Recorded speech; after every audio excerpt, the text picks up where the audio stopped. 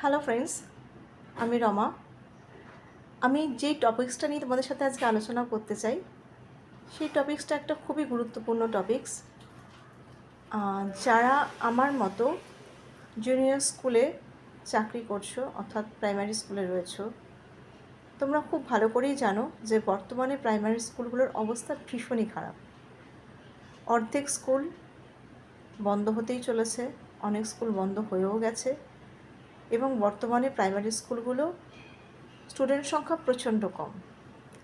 কেন কম, কেন স্কুলগুলো বন্ধ হয়ে যাচ্ছে, সেই ব্যাপারটা জানি না কতখানি নজরদারির মধ্যে আছে ওপর মহলের।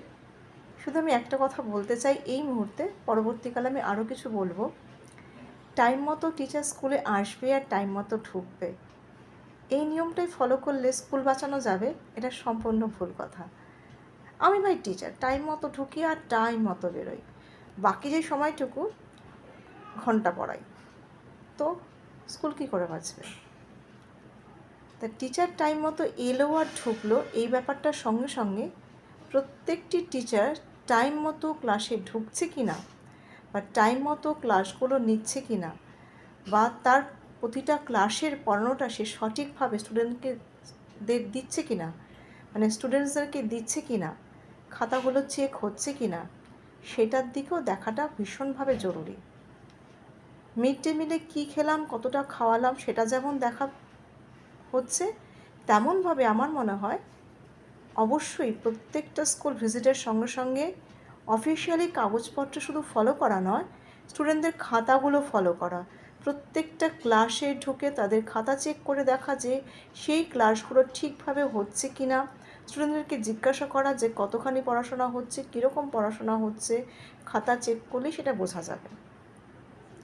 আমি টিচার, 10 মিনিট চা খেতে খেতে গল্প করে কাটিয়ে দিলাম, খবরের কাগজ পড়ে কাটিয়ে দিলাম, নিজের স্কুটি হাঁকিয়ে বাড়ি থেকে এলাম, অফ পিরিয়ডে স্কুটি হাঁকিয়ে বাড়ি গিয়ে বাড়ির কিছু কাজ সেরে আবার স্কুলে ঢুকলাম, অথচ টাইম মতো ঢুকছি আর বেরোচ্ছি।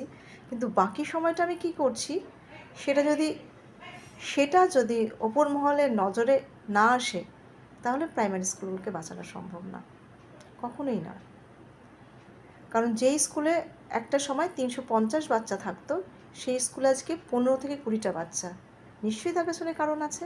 তো সেই কারণটা কি, সেটা মনে হয় দেখাটা আগে বেশি জরুরি। মরে যাওয়া স্কুলের দিকে নজর না দিয়ে যে স্কুলগুলো এখনও বেঁচে আছে, 350 বাচ্চা থেকে 250 বা 200 বাচ্চাতে চলে আসছে, সেগুলোর দিকে আগে নজর দিয়ে দেখা উচিত কেন হচ্ছে। টিচারদের মধ্যে কোনো দলাদলি নেই তো,